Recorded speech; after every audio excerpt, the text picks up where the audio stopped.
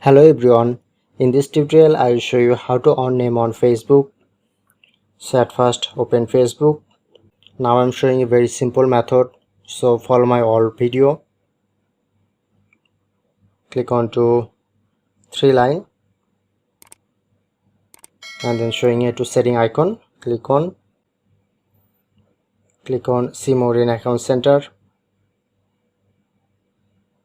Click on to profile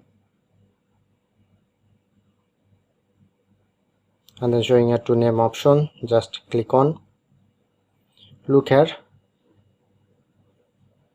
the name has three parts: first name, middle name and the sure name.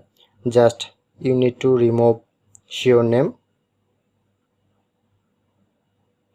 but when you remove this sure name, not provide to reboot change option, so you need to do that.